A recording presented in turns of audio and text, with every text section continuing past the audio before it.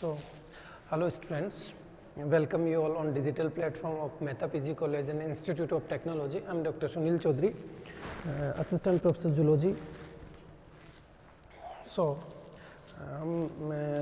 MSc previous में paper second की बात कर रहे थे स्ट्रक्चर एंड फंक्शन की। उसमें कल जो टॉपिक था अपना वो सीलोम चल रहा था।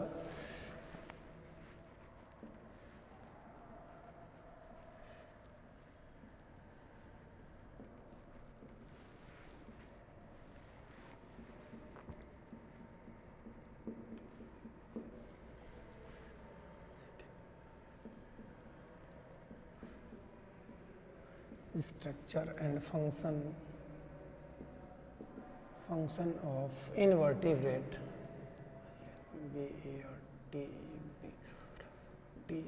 invertebrates। चलिए, कल का जो टॉपिक था हमने कंक्लूड किया था कि सीलोम किसे कहते हैं और सीलोम के टाइप्स के बारे में अपन ने बात की थी।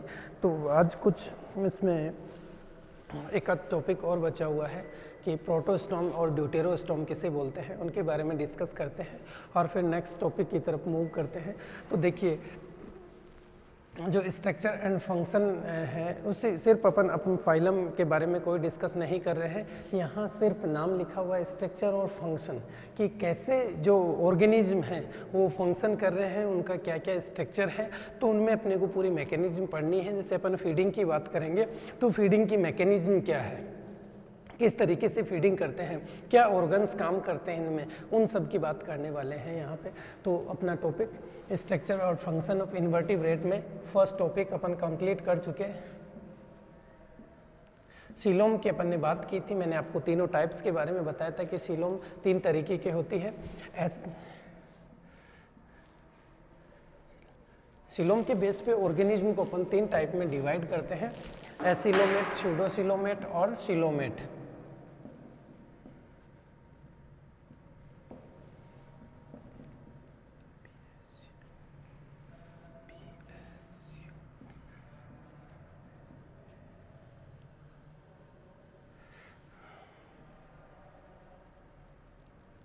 ठीक है, तीन कैटेगरीज में डिवाइड करते हैं। तो एसिलोमेट, स्यूडोसिलोमेट और सिलोमेट्स।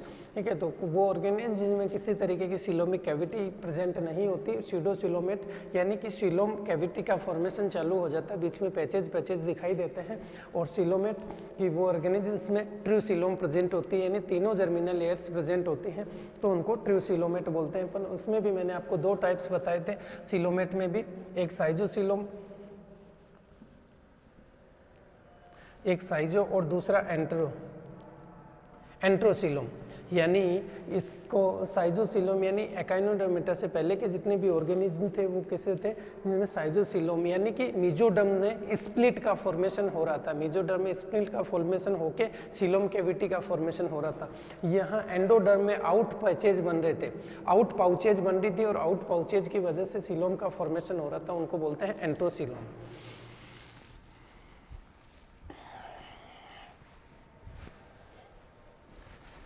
ठीक है, अभी जो अपना टॉपिक है उसकी बात करते हैं अपन प्रोटोस्टोम, प्रोटोस्टोमिया या प्रोटोस्टोम एंड ड्यूटेरोस्टोम।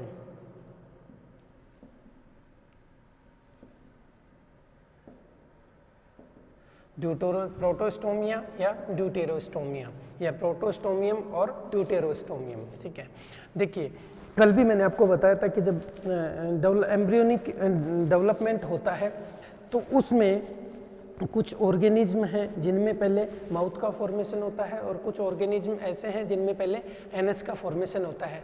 उस बेस पे भी अपन क्लासिफिकेशन करते हैं इनका। तो प्रोटोस्टोम किन्हें कहते हैं और ड्यूटेरोस्टोम किन्हें कहते हैं। प्रोटो का मतलब होता है पहले, यानी जिनमें पहले माउथ का फॉर्मेशन होता है। पहले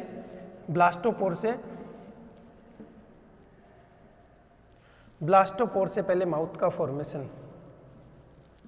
ठीक है, इधर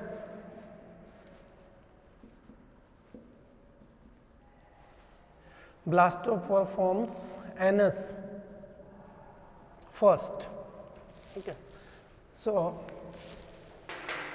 देखिए मैंने कहा कि जब जाइगोट का फॉर्मेशन होता है उसके बाद में जाइगोट में क्लीवेज होता है, और क्लीवेज होने की वजह से बहुत सारी सेल्स बनती हैं वहाँ पे जिनको बोलते हैं ब्लास्टोमियर्स। और ब्लास्टोमियर्स से इसमें कई तरीके की एक्टिविटी चलती हैं, जैसे पहले ब्लास्टुलेशन का फॉर्मेशन होता है, फिर गैस्ट्रुलेशन का फॉर्मेशन होता है। तो जो ब्लास्टुलेशन का फॉर्मेशन है उस ड्यूरेशन में कुछ मॉर्फोजेनेटिक मूवमेंट्स होती हैं। मॉर्फोजेनेटिक मूवमेंट्स की वजह से ये जो ब्लास्टोमियर्स हैं ये मूवमेंट करती हैं, मूव करके अरेंज हो जाती हैं, तो एक जगह को छोड़कर पूरे को अरेंज कर लेते हैं। तो जिस जगह को छोड़कर पूरे को कवर कर लेते हैं उसको बोलते हैं ब्लास्टोपोर, यानी ब्लास्टोपोर को छोड़कर पूरे को कवर कर लेते हैं। देखिए जैसे कि ये मान के चलिए जाइगोट है, जाइगोट कैसा होता है 2n, जाइगोट में क्या हुआ क्लीवेज, जाइगोट में क्लीवेज हुआ, और क्लीवेज होने के बाद में क्या किसका फॉर्मेशन होता है, यानी सेल्स बनती हैं। और सेल्स एक तरीके से जाइगोट भी क्या है, सेल डिवीजन है। सेल डिवीजन है तो यहाँ जैसे 2 सेल बन गई, फिर उसके बाद में 4 सेल बन गई, उसके बाद में फिर 8 सेल बन गई, फिर 16 और फिर 32 सेल बनने के बाद में मोरूला स्टेज यानी गेंद जैसा स्ट्रक्चर बन जाता है, उसको मोरूला बोलते हैं। मोरूला में फिर ब्लास्टुलेशन होता है और फिर ब्लास्टुला का फॉर्मेशन होता है। तो जब ब्लास्टुला का फॉर्मेशन होता है तो इस तरीके की ब्लास्टुला स्टेज बन जाती है। ये आपका ब्लास्टुला है, ठीक है, इस तरीके का स्ट्रक्चर बन जाता है होलो, जिसको बोलते हैं ब्लास्टुला। ये अंदर कैविटी बनती है जिसको ब्लास्टोसील, और ये बाहर की तरफ जो सेल्स हैं इनको बोलते हैं ब्लास्टोमियर सेल्स। तो इन ब्लास्टोमियर सेल्स में मोर्फोजेनेटिक मूवमेंट्स होता है और ये सेल्स अरेंज हो जाती हैं और 3 जर्मिनल लेयर्स का फॉर्मेशन करती हैं। तो देखिए ये सेल इस तरीके से अरेंज हो जाती हैं, यानी कि 2 तरीके की इनमें मूवमेंट्स होती हैं, एपीबोली और एम्बोली।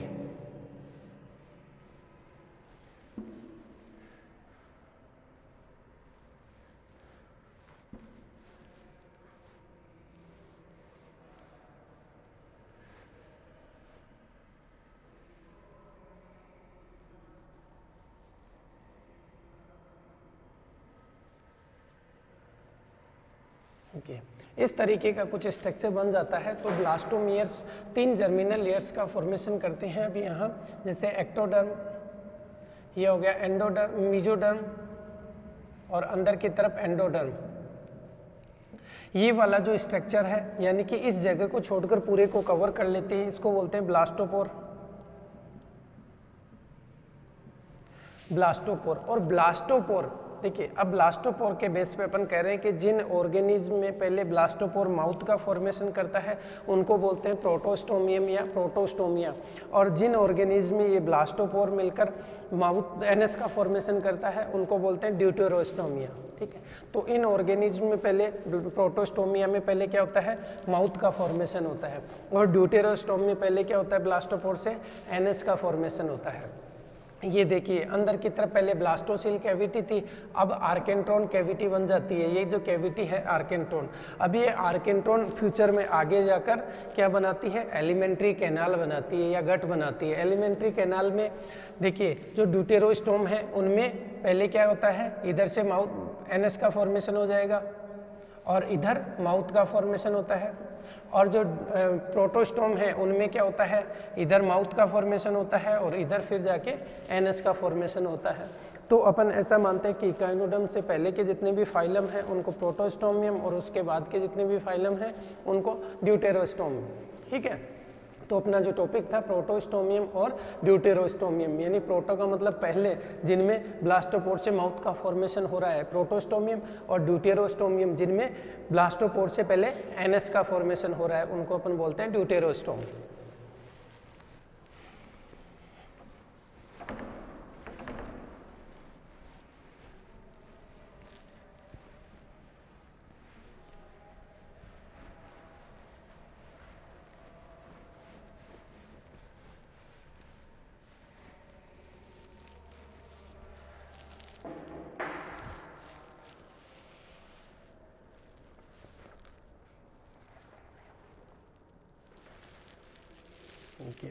चलिए नेक्स्ट जो अपना टॉपिक है उसकी बात कर रहे हैं अपन, फूड।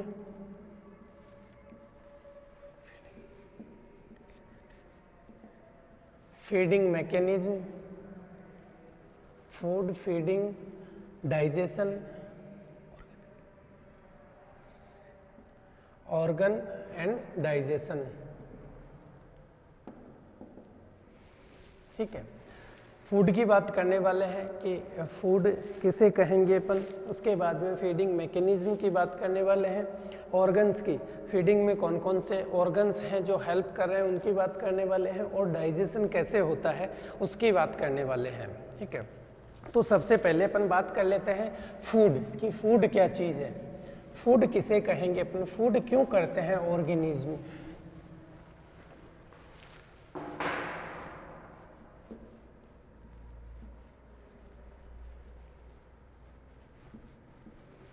जो अपना टॉपिक है फूड, फीडिंग मैकेनिज्म, डाइजेशन और फीडिंग ऑर्गन्स, जो फीडिंग में हेल्प करते हैं उन ऑर्गन्स की अपन बात कर रहे हैं। तो सबसे पहले आता है अपने पास में फूड कि फूड किसे कहेंगे अपन। तो फूड अपन कहें कि food is that absolutely necessary material which is capable of being observed by various animal organismal tissue and cells and provide the required necessary energy for the regulation of vital process। ठीक है, तो अपन सीधा सा कह सकते हैं कि food क्या है कि जो बॉडी की मेटाबॉलिक एक्टिविटीज हैं, मेटाबॉलिक एक्टिविटीज के लिए जो एनर्जी चाहिए वो कहाँ से मिलती है, फूड से। तो फूड एक तरीके का ऐसा मटेरियल है जो फूड एक मटेरियल है जो कि बॉडी में होने वाली मेटाबॉलिक एक्टिविटीज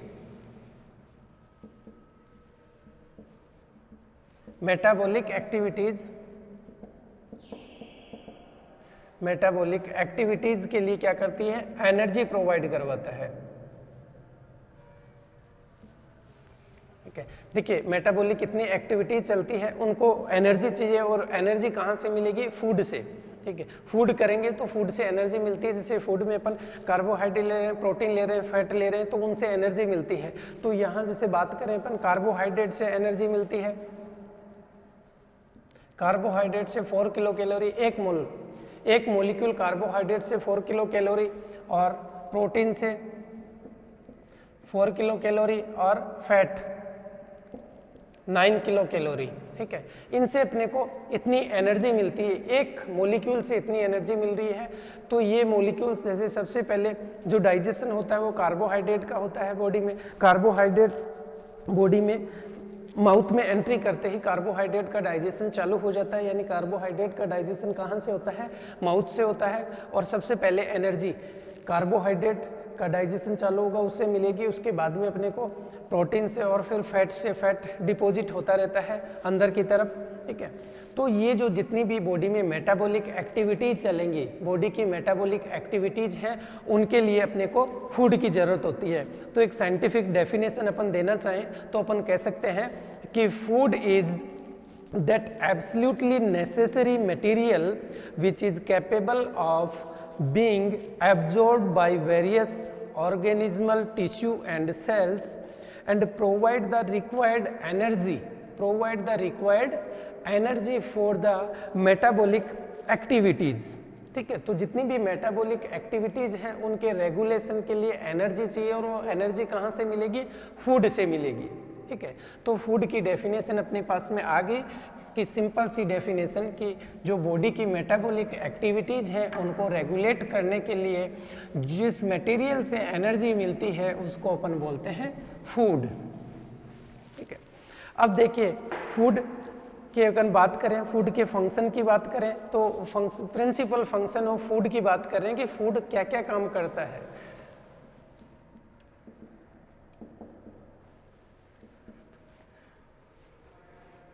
या सीधा सा लिख देते हैं अपन,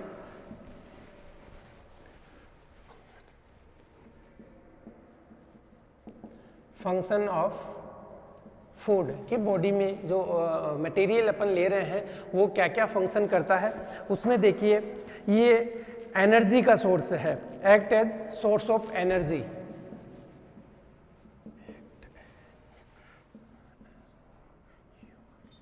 सोर्स ऑफ एनर्जी एनर्जी के सोर्स के रूप में काम करता है। दूसरा अपन बात करें कि ये एक तरीके से जो भी फंक्शंस हो रहे हैं, जैसे कि फॉर्मेशन ऑफ प्रोटोप्लाज्म या रिपेयर एंड प्रोटोप्लाज्म फॉर्मेशन के लिए, रिपेयर एंड प्रोटोप्लाज्म फॉर्मेशन, ठीक है। इसके अलावा अगर अपन बात करें तो ये मेटाबॉलिक एक्टिविटीज या मेटाबॉलिक बायोकेमिकल जो प्रोसेस है उसको रेगुलेट करता है। तीसरा हो गया अपने पास में रेगुलेट्स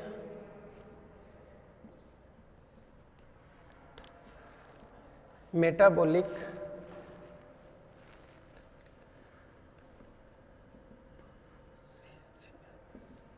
बायोकेमिकल प्रोसेस। देखिए मेटाबॉलिक जो प्रोसेस है उसमें क्या होता है कि जो आपके कंपाउंड्स हैं वो टूटते हैं और बनते हैं। जैसे अपन फूड लेंगे अंदर डायरेक्ट लेते हैं तो जो कार्बोहाइड्रेट ले रहे हैं, प्रोटीन ले रहे हैं, फैट ले रहे हैं, तो छोटे छोटे पार्टिकल्स में टूटता है। तो दो तरीके की एक्टिविटीज़ यहाँ चलती है मेटाबॉलिज्म में, एक होती है कैटाबॉलिज्म, एक होती है एनाबॉलिज्म। एक में बनना और दूसरे में टूटना। तो कुछ तो टूट रहे हैं और टूट के फिर अपने को एनर्जी के फॉर्म में, जैसे एटीपी का फॉर्मेशन हो रहा है, एनर्जी मिल रही है अपने को, तो दोनों प्रोसेस यहाँ चलती है। तो उन प्रोसेस के लिए भी अपने को फूड जरूरी है, रिपेयर और प्रोटोप्लाज्म फॉर्मेशन के लिए जरूरी है, और एनर्जी सोर्स के रूप में ये काम करता है।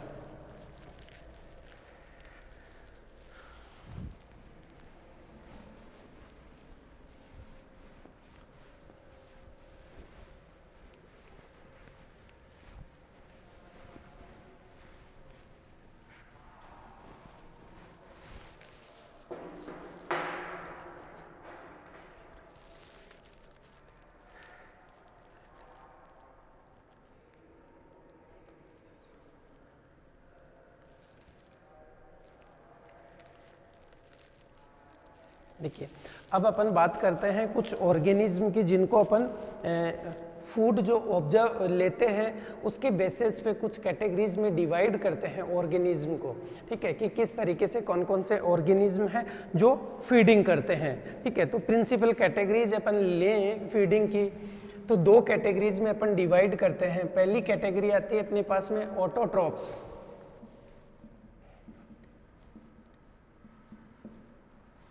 एक कैटेगरी होती है ऑटोट्रॉप्स और दूसरी जो कैटेगरी है उसको अपन बोलते हैं हेट्रोट्रॉप्स।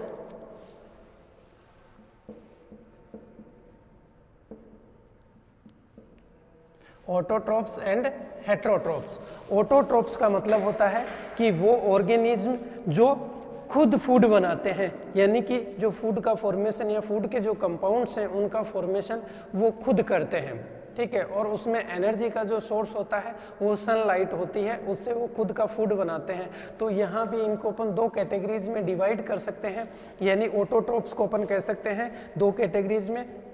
एक होता है फोटो ऑटोट्रॉप्स,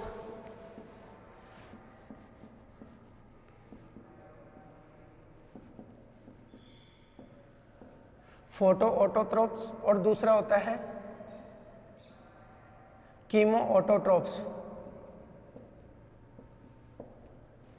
यानी कि वो ऑर्गेनिज्म जो फोटोसिंथेटिक रूप से यानी लाइट की प्रेजेंस में फूड का फॉर्मेशन करते हैं उनको बोलते हैं फोटो ऑटोट्रॉप्स। और वो ऑर्गेनिज्म जो केमिकल इनके द्वारा जो फूड बन रहा है उसका केमिकल एक्सचेंज करके और फूड का फॉर्मेशन करें, यानी ऑटोट्रॉप्स जो एक्सक्रेट कर रहे हैं ऑर्गेनिक कंपाउंड्स का फॉर्मेशन कर रहे हैं उनमें कोई इन्वायरमेंट में उनके में या वो उनको अलग तरीके के न्यूट्रिएंट्स कंपाउंड में कन्वर्ट कर दें और फिर उसको यूज करें, तो उसको बोलते हैं कीमो ऑटोट्रॉप्स। और फोटोट्रॉप्स में डायरेक्ट सनलाइट का यूज कर कर फोटोसिंथेसिस के द्वारा फूड का फॉर्मेशन करें।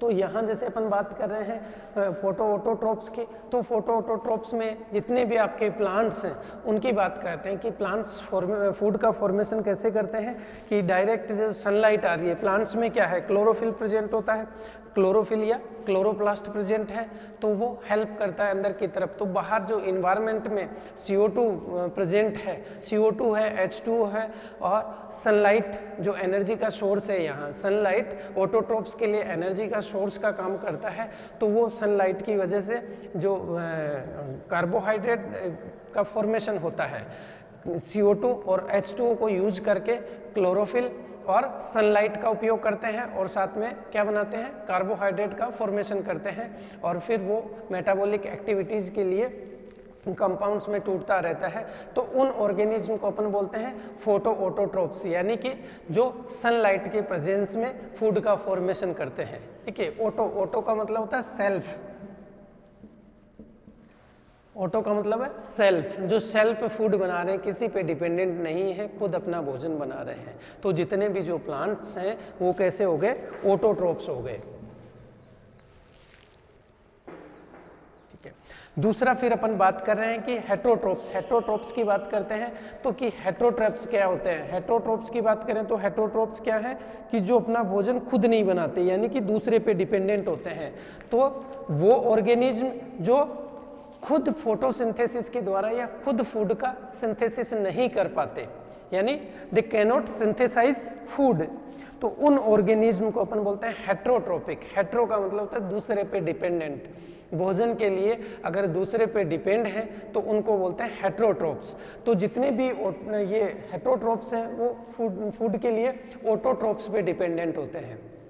ठीक है, तो एक डेफिनेशन अपन देना चाहें तो heterotrophs are organism which cannot synthesise the organic nutrient they need and get them by feeding on producers या अदर कंज्यूमर्स की बात कर सकते हैं कि ये दूसरे प्रोड्यूसर्स पे डिपेंडेंट होते हैं या दूसरे कंज्यूमर्स पे डिपेंडेंट होते हैं, उनको बोलते हैं हेटेरोट्रोप्स। ठीक है, अभी जैसे अपन बात करें कि हेटेरोट्रोप्स को भी अपन 3 कैटेगरीज में डिवाइड करते हैं।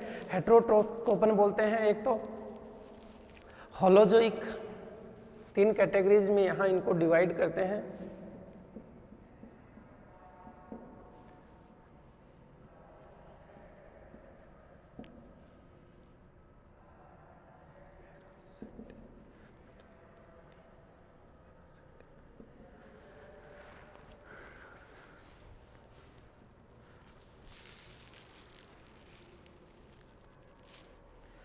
या पैरासाइट भी बोल सकते हैं। 3 कैटेगरीज में अपन हेटेरोट्रोप्स को डिवाइड करते हैं। देखिए बिल्कुल क्लियर, कोई भी कंफ्यूजन नहीं होना चाहिए। ऑटोट्रोप्स मतलब खुद फूड बनाते हैं, हेटेरोट्रोप्स मतलब ऑटोट्रोप्स पे डिपेंडेंट होते हैं, उनको बोलते हैं हेटेरोट्रोप। तो हेटेरोट्रोप्स को अपन 3 कैटेगरीज में डिवाइड करते हैं। एक होता है होलोजोइक, दूसरा सेप्रोजोइक और तीसरा पैरासाइट या पैरासिटिक ऑर्गेनिज्म। होलोजोइक यानी कि सीधे जो छोटे मोटे ऑर्गेनिज्म हैं उनको डायरेक्ट फीडिंग के रूप में यूज कर रहे हैं, उनको बोलते हैं होलोजोइक, यानी प्राणियों की तरह भोजन करते हैं, प्राणियों को भोजन के रूप में डायरेक्ट लेते हैं, उनको बोलते हैं होलोजोइक। सेप्रोजोइक का मतलब होता है कोई भी डेड ऑर्गेनिक मटेरियल है, डेट्रिटियस ऑर्गेनिज्म हैं, उनको ये फीडिंग के रूप में यूज करते हैं, सड़े गले जो भी चीज़ें हैं उनको फीड के रूप में यूज करें। और पैरासिट का मतलब होता है कि दूसरे पे डिपेंडेंट होते हो। ठीक है, तो पैरासाइट को भी अपन यहाँ 2 कैटेगरीज में डिवाइड कर सकते हैं। एक बोलते हैं एंडोपैरासाइट और दूसरे बोलते हैं एक्टोपैरासाइट।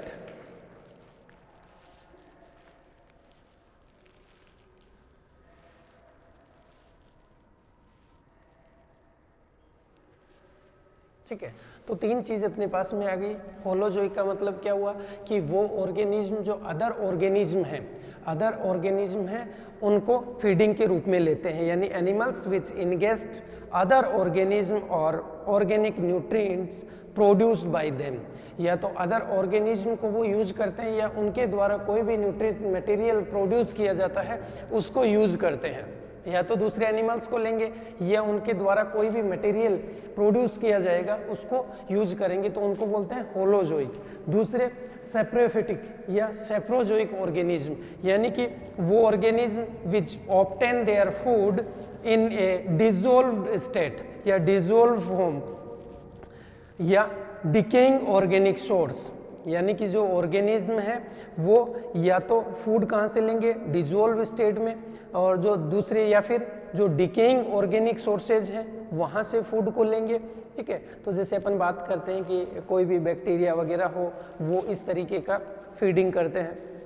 फिर अपन बात करते हैं पैरासिटिक में कि ये क्या करते हैं कि जो भी फूड दूसरे ऑर्गेनिज्म बनाते हैं यानी दूसरे ऑर्गेनिज्म पे ये डिपेंड होते हैं। और पैरासिट को अपन दो तरीके से कैटेगराइज कर सकते हैं, एक होता है endoparasite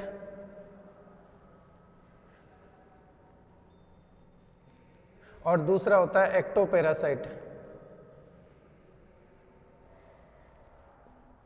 endo and ectoparasite. Endo का मतलब होता है अंतः प्रजीवी, यानी जो अंदर की तरफ प्रेजेंट होते हैं उनको एंडोपैरासाइट और जो बाहर की तरफ प्रेजेंट होते हैं उनको एक्टोपैरासाइट। तो एंडोपैरासाइट की जैसे बात करते हैं अपन, आपके टीनिया सोलेनम है या फिर एस्केरिस है, ये कैसे होते हैं, एंडोपैरासाइट होते हैं। तो ये क्या करते हैं, फूड को जो एनिमल है उसका जो न्यूट्रिएंट्स है या डाइजेस्टेड फूड है उसको वो डायरेक्टली एब्जॉर्ब करते हैं, डायरेक्टली अंदर लेते हैं उसको। तो यानी कि वो दूसरे पे डिपेंडेंट है। ठीक है, तो अंदर की तरफ फूड ले रहे हैं, अंदर की तरफ प्रेजेंट है, इसलिए एंडोपैरासाइट। और दूसरे एक्टोपैरासाइट यानी कि बाह्य परजीवी जो बाहर प्रेजेंट होते हैं। जैसे अपन बात करें कि एक्टोपैरासाइट में अपन आर्थ्रोपोडा का जो मेंबर है अपने, जैसे जू की बात करते हैं, जोंक की बात करते हैं, हीरोडिनेरिया की बात करते हैं, तो एक्टोपैरासाइट है, बाहर की तरफ प्रेजेंट होता है। और इनके कुछ मॉडिफिकेशंस होते हैं या कुछ एडेप्टेशन की अपन यहाँ बात कर सकते हैं कि इनमें इस तरीके के एडेप्टेशन डेवलप हो जाते हैं जिससे ये पैरासिटिक फूड लेते हैं। जैसे एक्टोपैरासाइट की बात करें तो इनमें इस तरीके के ऑर्गन डेवलप हो जाएंगे, या जैसे इसकी लीच की बात करते हैं या हीरोडिनेरिया की आप बात करते हैं तो चिपकने के लिए जैसे सकर्स प्रेजेंट होते हैं इनमें, या हुक प्रेजेंट होते हैं। माउथ का पार्ट्स का जो स्ट्रक्चर है वो इस तरीके का हो जाता है कि ये इजी गोइंग फूड को एब्जॉर्ब कर सकें। तो इस तरीके से अपन हेटेरोट्रोप्स को तीन कैटेगरीज में डिवाइड करते हैं, होलोजोइक, सेप्रोजोइक और पैरासिटिक। पैरासिटिक को भी फिर अपन ने दो तरीके से कैटेगराइज कर दिया, एंडोपैरासाइट एंड एक्टोपैरासाइट। देखिए होलोजोइक को भी अपन फिर कैटेगराइज कर सकते हैं आगे। अगर कैटेगराइज करना पड़े अपने को होलोजोइक को तो अपन कह सकते हैं कि हर्बीवोर्स, कार्निवोर्स और ओमनीवोर्स, तीन कैटेगरीज में यहाँ डिवाइड कर सकते हैं होलोजोइक को भी।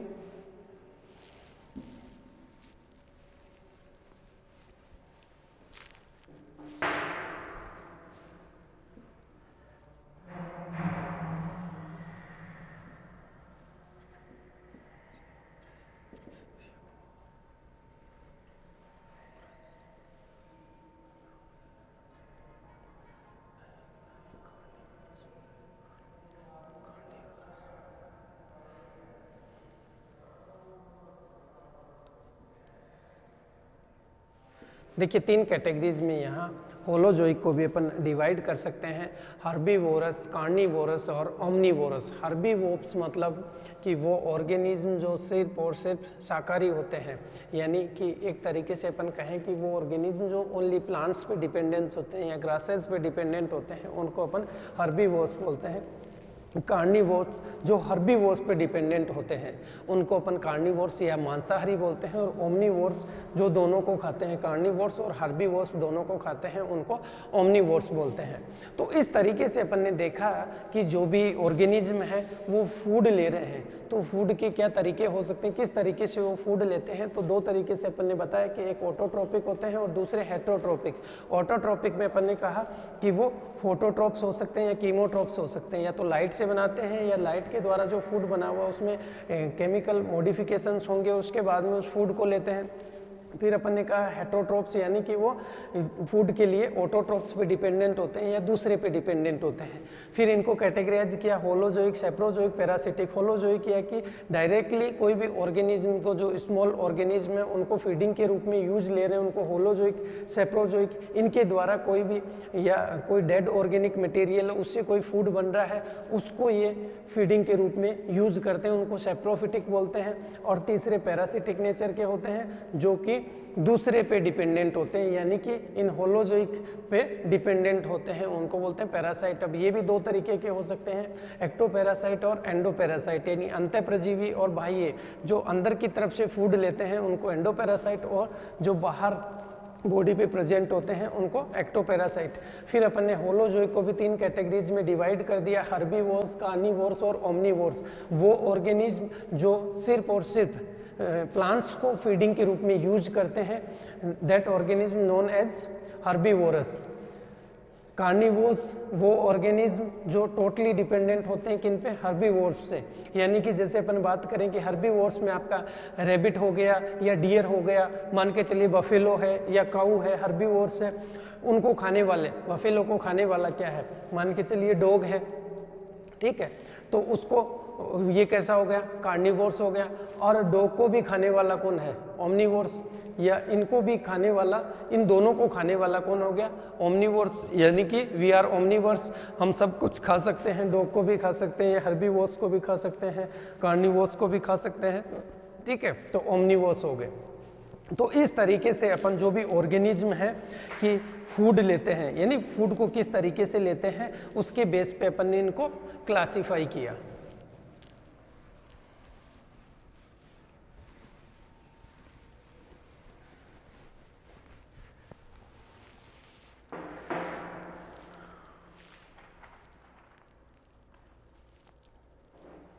अब देखिए थोड़ा सा अपन फीडिंग मैकेनिज्म की बात कर लेते हैं कि अभी तक अपन ने बात की कि जो ऑर्गेनिज्म है वो किस तरीके से फूड का फॉर्मेशन करते हैं, कि कैसे कैसे ऑर्गेनिज्म होंगे। इस बेस पे अपन क्लासिफिकेशन कर सकते हैं कि ऑटोट्रोप्स कौन से होंगे, हेटरोट्रोप्स कौन से होंगे, होलोजोइक कौन से होंगे, पैरासिटिक कौन से होंगे, ठीक है। तो इस तरीके से जैसे ऑर्गेनिज्म का अपन ने क्लासिफिकेशन किया, अब अपन देखते हैं कि इन ऑर्गेनिज्म में फीडिंग की मैकेनिज्म क्या है, किस तरीके से वो फीडिंग करते हैं। तो मैकेनिज्म अपन कह सकते हैं कि मैकेनिज्म ऑफ फीडिंग या फीडिंग मैकेनिज्म।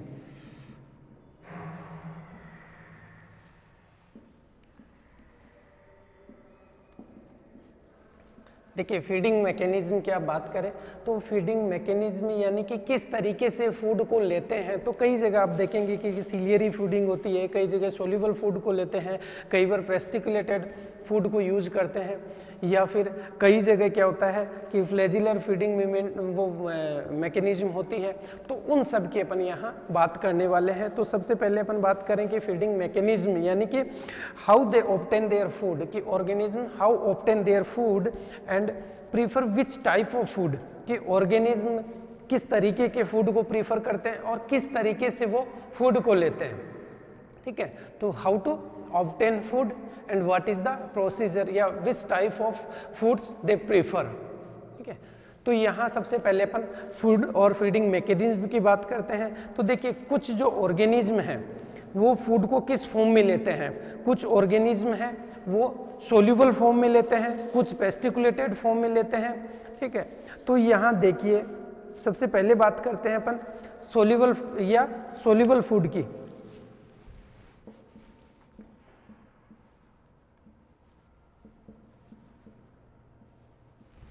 सोल्यूबल फीड यानी कि घुलित अवस्था में जो फूड प्रेजेंट है,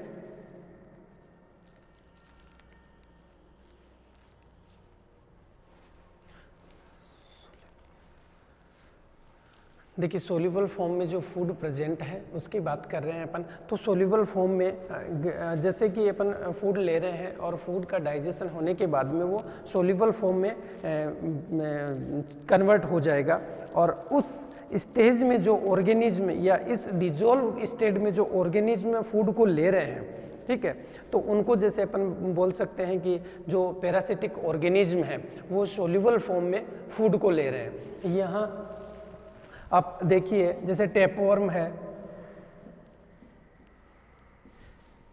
टैपवर्म है, या फिर अपने प्लेटीहेल्मिन्थीज का और कोई मेंबर्स हैं, या एस्के हेल्मिन्थीज के कुछ मेंबर्स हैं, तो यह लीवर फ्लूक है। तो ये क्या है कि जो सोल्यूबल फूड है उसको डायरेक्टली एब्जॉर्ब करते हैं अंदर से,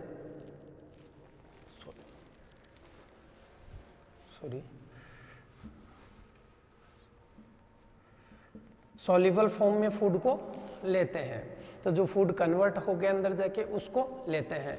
और दूसरा देखिए, दूसरे टाइप की अपन बात करें तो वो होता है पेस्टिकुलेटेड फूड। पेस्टिकुलेटेड फूड का मतलब है कि इस कैटेगरी में वो ऑर्गेनिक डेट्रिटियस आते हैं, यानी कि जो फूड है उसको कुछ डेड हो गया या डेड ऑर्गेनिज्म है वो छोटे छोटे पार्टिकल्स में टूट जाता है, उसमें कुछ भी फाइटोप्लैंक्टॉन्स हो सकते हैं डेड, या लिविंग प्लैंक्टॉन्स हो सकते हैं, कुछ माइक्रोस्कोपिक हो सकते हैं, कुछ डाइटम्स हो सकते हैं, कुछ बैक्टीरिया, कुछ फ्लैजिलेट्स, ये सब हो सकते हैं। तो वो क्या होता है, पेस्टिकुलेटेड फॉर्म में आ जाता है। पेस्टिकुलेटेड यानी कि एक तरीके से पेस्ट बन जाता है, तो उसमें जैसे सड़े गले पत्ते, ऑर्गेनिज्म, ये सब मिलकर एक तरीके से पेस्ट बन जाता है। तो एक तो सोल्यूबल हो गया और दूसरा पेस्टिकुलेटेड फॉर्म।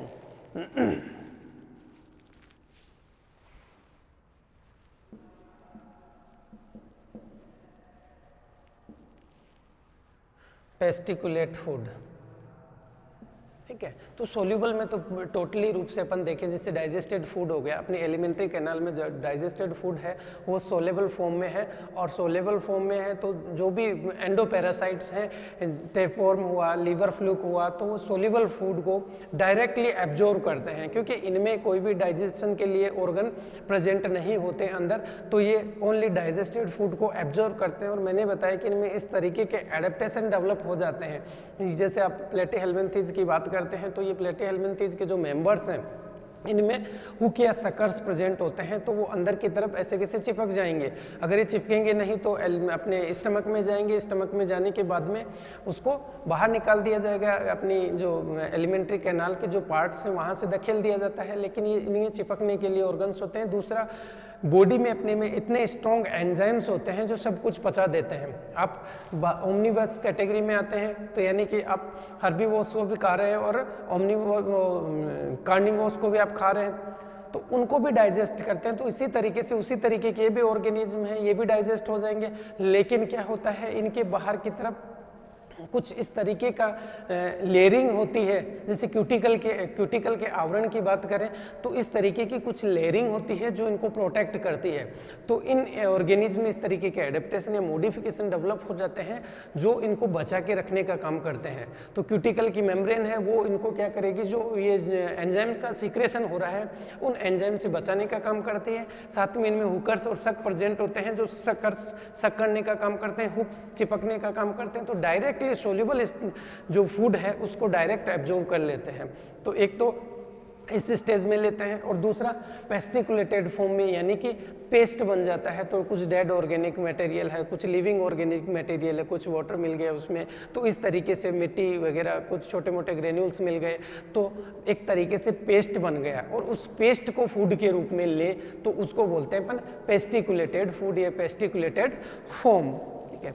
अब उसके बाद में जो ये पेस्टिकुलेटेड जो फूड है इसको जो लेने की जो मैकेनिज्म है उसको बोलते हैं सूडोपोडियल फीडिंग, यानी इसको दो तीन तरीके की मैकेनिज्म से लिया जाता है। तो सबसे पहले जो मैकेनिज्म है पेस्टिकुलेटेड, देख लीजिए, ये तो डायरेक्ट एब्जॉर्ब किया जाएगा। जो सोल्यूबल फूड है वो तो डायरेक्ट ऑब्जर्व किया जाता है, डायरेक्ट उसको तो सोख लिया जाता है कि इस तरीके के ऑर्गन्स हैं अंदर की तरफ, या इस तरीके के मॉडिफिकेशंस हो जाते हैं जो डायरेक्टली फूड को एब्जॉर्ब कर लेते हैं। लेकिन जो पेस्टिकुलेटेड फॉर्म में फूड है उसको एब्जॉर्ब करने के लिए क्या होता है कि अंदर की तरफ इस तरीके की स्ट्रक्चर डेवलप होते हैं या कुछ इस तरीके के पार्ट्स होते हैं जो पेस्टिकुलेटेड फॉर्म में फूड को लेते हैं। तो सबसे पहले देखिए, ये जो पेस्टिकुलेटेड फॉर्म में जो फूड आया उसको इनगेस्ट करने के लिए जो मैकेनिज्म यूज करते हैं उसमें सबसे पहली आती है सूडोपोडियल फीडिंग।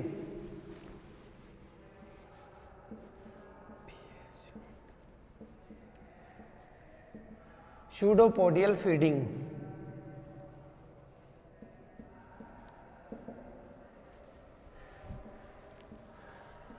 सूडोपोडियल फीडिंग की बात करें तो कुछ ऑर्गेनिज्म ऐसे हैं जिनमें सूडोपोडिया का फॉर्मेशन होता है और वो डायरेक्टली सूडोपोडिया का फॉर्मेशन कर उस फूड को एनगल्फ कर लेते हैं। इस मैकेनिज्म को बोलते हैं सूडोपोडियल फीडिंग मैकेनिज्म।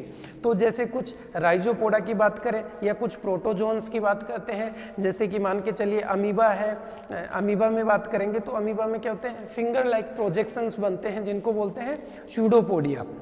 और वो सूडोपोडिया क्या होते हैं, एक्सट्रैक्ट होते हैं या उनको विड्रॉ कर लिया जाता है या उनको लार्ज साइज के कर लिया जाता है और उस फूड पार्टिकल्स को अंदर ले लिया जाता है, यानी कि कप शेप में बन जाता है।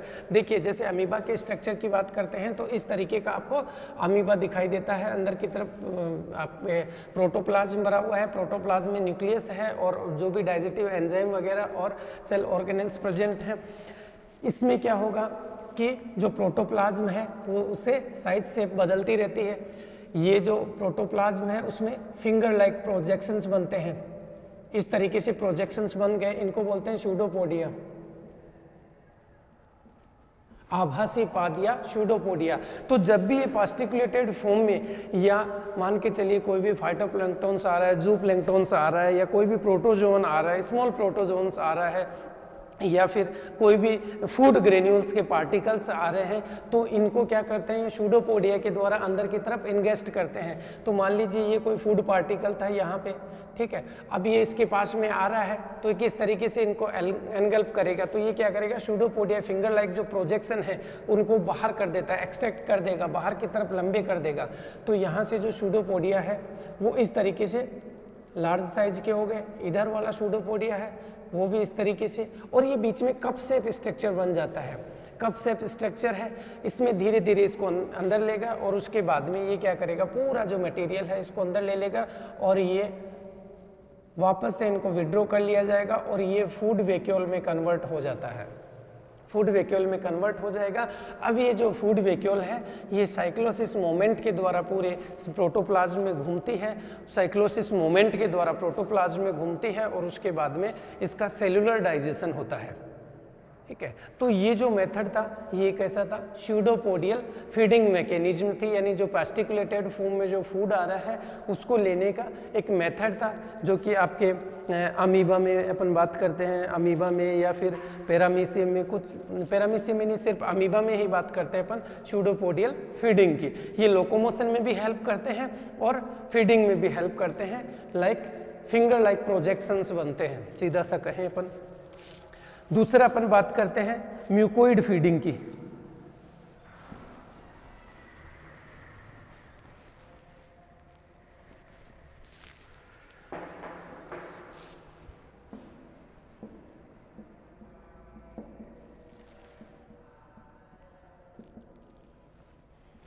देखिए म्यूकोइड का मतलब क्या होता है, कुछ ऑर्गेनिज्म ऐसे होते हैं जो म्यूकस का सिक्रेशन करते हैं, म्यूकस का सिक्रेशन करके और फीडिंग करते हैं। जैसे कि मान के चलिए आप अपन अर्थवॉर्म की बात करते हैं, अर्थवॉर्म की फीडिंग मैकेनिज्म आप देखेंगे तो जो फेरेंजियल पार्ट है उसका, उसको बाहर निकाल देते हैं। बाहर निकालने के बाद में मिट्टी में जो भी छोटे मोटे बैक्टीरिया, बैक्टीरिया वगैरह या फिर छोटे मोटे डाइटम्स और मान लीजिए प्लांट्स हैं, कुछ प्रोटोजोन्स हैं मिट्टी में, तो वो सब उसके फेरेंजियल जो पार्ट है उसमें चिपक जाते हैं, क्योंकि म्यूकस का सिक्रेशन करता है। म्यूकस एक तरीके से स्टिकी मटेरियल बोल सकते हैं अपन कि एक स्टिकी मटेरियल है जो चिपकाने का काम करता है। तो इन फूड पार्टिकल्स को चिपका लेता है, चिपकाएगा, फिर वो इस फेरेंजियल जो पार्ट है उसको पूरे के पूरे को अंदर ले लेते हैं, तो उसके साथ में ये पेस्टिकुलेटेड फॉर्म में फूड अंदर की तरफ चला जाता है। उसके बाद में उसमें गिजार्ड्स होते हैं जो पीसने का काम करते हैं, जैसे अपनी चक्की होती है उसकी तरीके से पार्ट होते हैं जिसमें इनकी ग्राइंडिंग होती है, छोटे छोटे टुकड़ों में पीस दिया जाता है। तो वो बहुत स्ट्रॉन्ग होते हैं, तो जैसे भी आपके पत्थर वत्थर के छोटे मोटे या मिट्टी के जो भी पार्टिकल्स चले जाते हैं सबकी ग्राइंडिंग होती है वहाँ पे, ठीक है। तो इस तरीके की जो फीडिंग मैकेनिज्म होती है उसको बोलते हैं म्यूकोइड फीडिंग। यानी सिंपल से अपन कहें कि some animals secrete mucus for their body in which the tiny microscopic organisms are trapped. This encasted food known as mucoid feeding mechanism, ठीक है। तो वो ऑर्गेनिज्म जिनमें क्या होता है, म्यूकस का सिक्रेशन होता है। और म्यूकस क्या करता है कि जो भी माइक्रोस्कोपिक ऑर्गेनिज्म है या छोटे मोटे फूड पार्टिकल्स हैं उनको ट्रैप करने का, चिपकाने का काम करता है। तो एनिलिडा और हेमिकोर्डेटा, एनिलिडा के कुछ मेंबर्स में और हेमिकोर्डेटा के मेंबर्स में इस तरीके की फीडिंग होती है, यानी म्यूकोइड फीडिंग होती है। उसके बाद में तीसरी अपन बात करें सीलियरी या फ्लेजरली,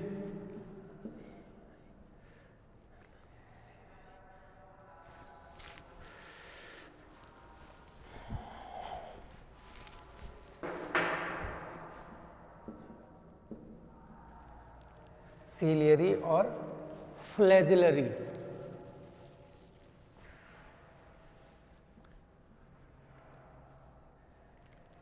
फ्लैजिलर फीडिंग,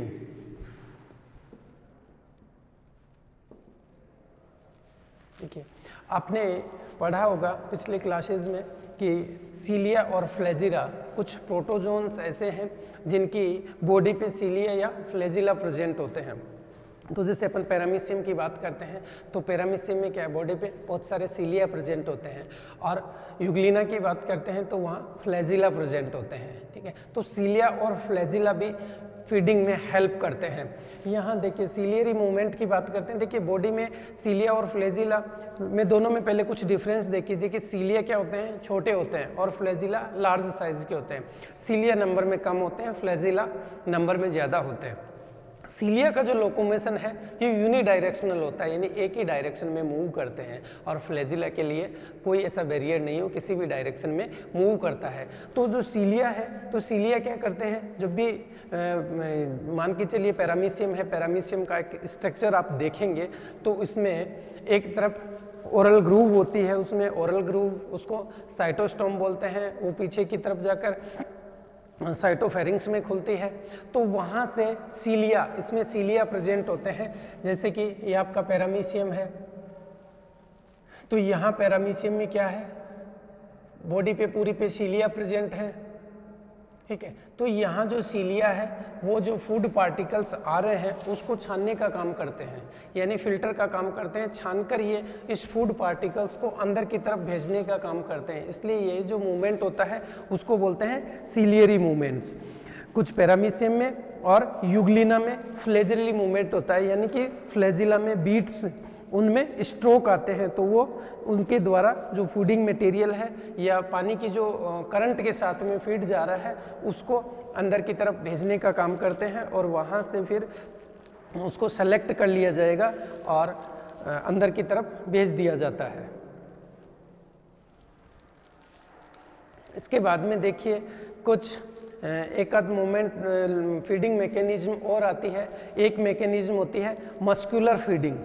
मस्कुलर फीडिंग का मतलब अपन कहें कि कुछ ऑर्गेनिज्म में क्या होता है कि the embolic parasitic muscular movements of their bodies to direct food particles को या वाटर करंट्स के साथ डायरेक्ट ओरल रीजन में भेजें, ठीक है। तो इसमें जैसे जेलीफिश है, आपकी मेडूसा है, ये क्या करते हैं, डायरेक्टली जो फूड पार्टिकल्स हैं उनको मस्कुलर मूवमेंट के द्वारा, मस्कुलर मूवमेंट्स होता है और उसके द्वारा अंदर की तरफ भेजने का काम करते हैं, ठीक है। उसके बाद में नेक्स्ट आपका फूड मास, यानी कि कई बार क्या होता है कि फूड को एनगल्प किया जाता है सॉलिड पीस के रूप में, छोटे छोटे मास या छोटे छोटे टुकड़े होते हैं सॉलिड के, उस फॉर्म में भी फूड को अंदर लिया जाता है, तो उसको बोलते हैं फूड मास। तो उसको डायरेक्टली, जैसे मान लीजिए कोई मड है या सॉलिड है, उसको निगल लिया जाता है, डायरेक्टली स्वॉल्विंग किया जाता है। इसके बाद में कुछ ट्रैपिंग, या कुछ एनिमल्स ऐसे होते हैं जो पहले फूड पार्टिकल्स को क्या करते हैं, ट्रैप करते हैं, ठीक है। जैसे मान के चलिए ट्रैपिंग या बेयरिंग, जैसे अपन पाइला की बात करें तो उनमें इस तरीके के ऑर्गन्स होते हैं, जैसे रेडुला प्रेजेंट होता है पाइला में। तो पाइला में रेडुला क्या करता है, रेडुला का मतलब होता है रेती जैसा ऑर्गन, रेस्पिंग ऑर्गन, कि छोटे छोटे टुकड़ों में फूड को काटने का। तो बाहर फूड है तो रेती से उसको घिसता रहता है, घिसने के बाद में उस फूड को अंदर लेगा, ठीक है। तो इस तरीके का जो फूड होता है उसको क्रैपिंग और बेयरिंग बोलते हैं, ठीक है। तो ये जो आपकी फॉर्म थी इसको अपन ने बात किया कि तीन चार तरीके के फूड की बात की। पहले तो अपन ने क्या किया, सोल्यूबल फूड की बात की कि सोल्यूबल फूड को कुछ पैरासिटिक हैं वो डायरेक्टली लेते हैं। उसके बाद में फिर अपन ने पेस्टिकुलेटेड फूड की बात की कि कुछ ऑर्गेनिज्म हैं जो सड़े गले पत्ते वगैरह फाइटोप्लैंक्टन जू प्लैंक्टन्स को फूड के रूप में पेस्टिकुलेटेड फॉर्म में लेते हैं। फिर अपन ने बात की कि फूड मास, कुछ ऑर्गेनिज्म ऐसे हैं जो सॉलिड पार्टिकल्स को डायरेक्ट एनगल्फ करते हैं, निगलते हैं, डायरेक्ट निगलते हैं। उसके बाद में फिर अपन बात करते हैं कि कुछ ऑर्गेनिज्म ऐसे भी हैं जो फ्लूइड फूड को लेते हैं, डायरेक्ट फ्लूइड को। जैसे मान के चलिए कि फ्लोवर से नेक्टर लेंगे या फिर ब्लड को सक करेंगे डायरेक्ट, तो वो क्या एक तरीके से फ्लूइड है, तो उसको भी डायरेक्ट एब्जॉर्ब करते हैं। चलिए ठीक है, तो ये था अपने पास में आज कि फूड कितने तरीके का होता है, फूड क्या है, कितने तरीके का है और उसका मैकेनिज्म क्या है। ठीक है, आज के लिए इतना ही, बाकी अपन नेक्स्ट क्लास में कंटिन्यू करते हैं।